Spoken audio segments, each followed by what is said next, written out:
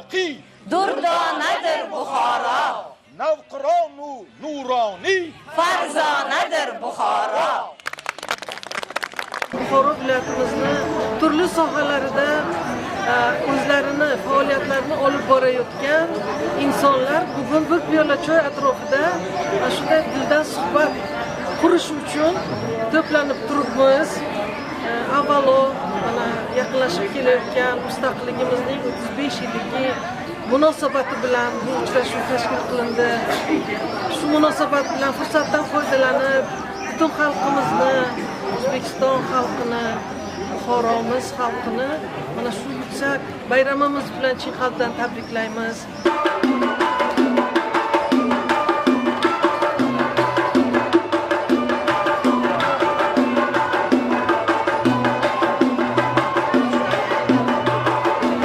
Bugungi mana shu Buxoro fidoyilarini navbatdagi uchrashuvlari, muloqotlari ham aynan shunga yo'naltirilgan. Mustaqilligimiz 35 yillik arafasida uchrashyapmiz va bu yerda albatta Buxoro fidoyilari tarkibida nafaqat bular Buxoro viloyatida xizmat qiladi, balki respublikaning barcha hududlarida vatanimizni ravnaqiga ravnaq qo'shadigan o'sha islohotlarimizga, yangi O'zbekistonni qurishga bo'lgan harakatlarda o'zlarining munosib hissasini qo'shib kelayotgan fidoyi insonlar yig'ilgan. Va aytish kerakki, mana shu insonlar ta'lim tarbiyasi orqali mamlakatimizdagi yosh avlodni tarbiyalash masalasiga ham alohida e'tibor qaratilgan va bu yerda ko'pi ziyoli ustozlarimiz, ma'rifatparvar ustozlarimiz, shoirlar bor, olimlar bor, yozuvchilar bor. Qolaversa, mana shu jamiyatimizda ko'p yillar mehnat qilgan, ko'plab shogirdlar yetkazgan ustozlar yig'ilgan va mana bu men ham bu yerda ishtirok etib bir qancha ustozlarimiz bilan muloqot qilyapmiz. Mana 2-3 avlod uchrashuvi bo'lyapti desam xato qilmaymiz.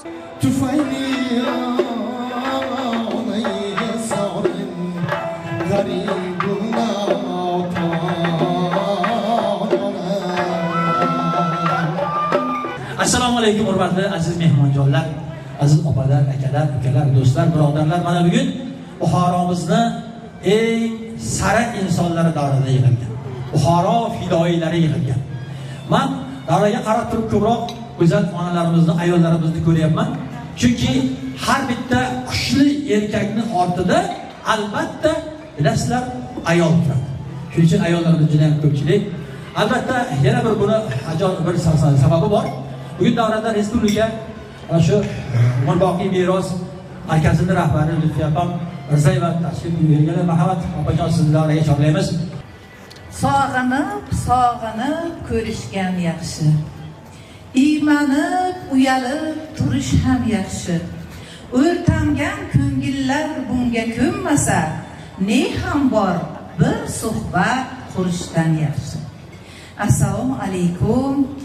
Bugun mana shunday dunyodagi barcha insonlar desam ham xato qilmayman, ko'rishni orzu qilib yurgan shunday bir Buxoroi sharifimizning tarixiy bir maskanida, Nodir Devonbegi madrasasida yig'ilib o'tirgan azizlarimiz, qadrdonlarimiz, Buxoro fidoyilari, barchangizga xush kelibsiz deyman.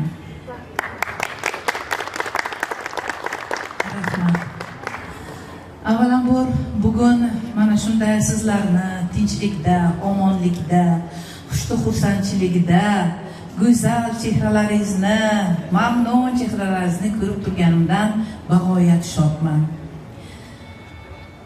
Bu Buxoro fidoyilari guruhini tashkil etishni bir tarixi bor. Shuni qisqagina aytsam. 2019-yilda bizni Umrboqiy meros O'zbekiston madaniyati va san'at targ'ibot markazimiz Buxoro davlat universiteti bilan hamkorlikda shu universitetda mana shu Sharif shaharning sharif shoiri, bizni ham ustozimiz, shoir va tarjimon, tasavvurshunos, olim Sadriddin Salim Buxoriyning xotira kechalarini o'tkazgan edik. Shu xotira kechalarini o'tkazish uchun biz endi tashkilotchi sifatida bir Telegram guruh ochib, shu guruhga shu tadbirni tashkil etish va o'tkazishda bizga yordam beradigan o'sha hamkor tashkilotlarni, Buxorodagi eng salohiyatli olimalarni, insonlarni shu guruhga yig'gan edim. Bir 10-15 kishi edik shekilli. Alqissa shu tadbir o'tdi, tugadi, lekin bu guruh qoldi. Endi shu qarayman insonlarga, guruhdagilarga, barchalari nima desam, bir hazrati insonlarda ular. Shu guruhni men udalit qilgim kelmadi.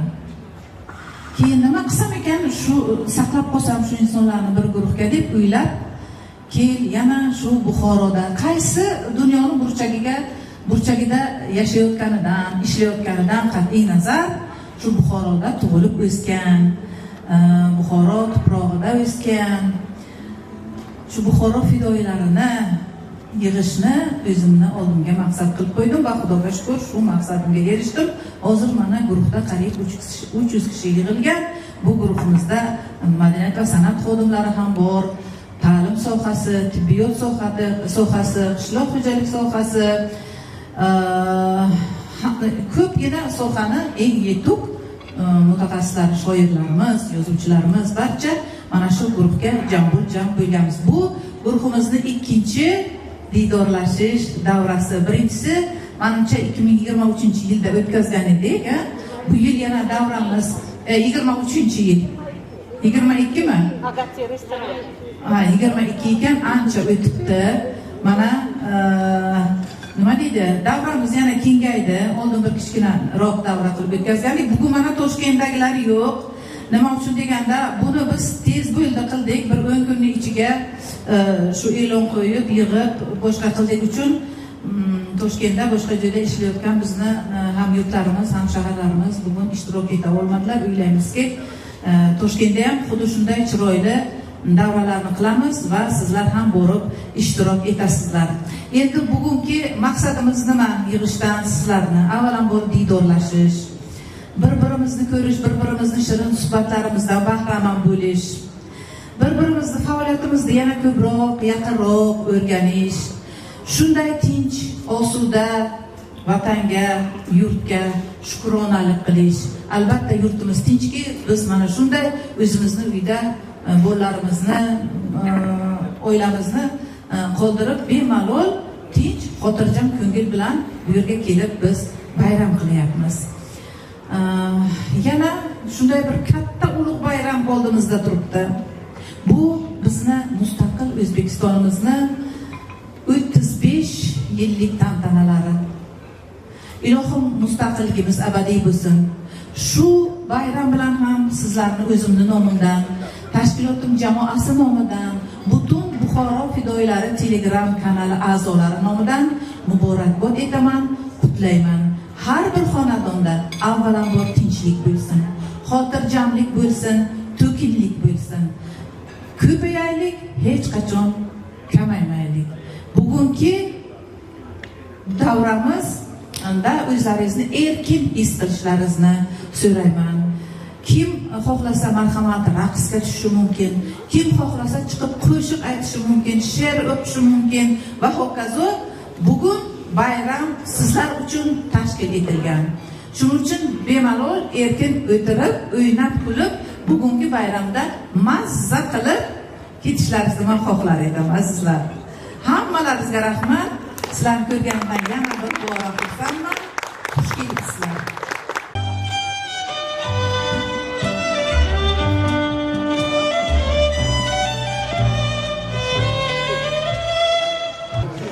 Olam ahli doim qolsin lol, dunyo tutsin dil nidolari, hamroh bo'lsin sizga baxt iqbol, Buxoroning fidoyilari.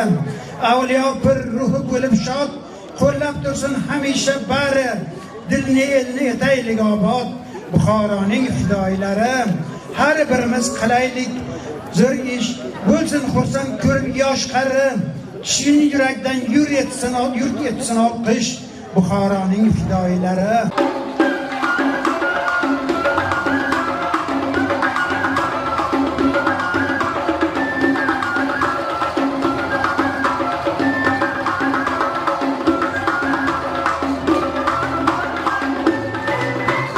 Avvalambor mana shu bugungi diydor uchun mana shu tadbir uchun Lutfiya Hamidovnaga juda ham katta rahmatlarimizni bildiraman.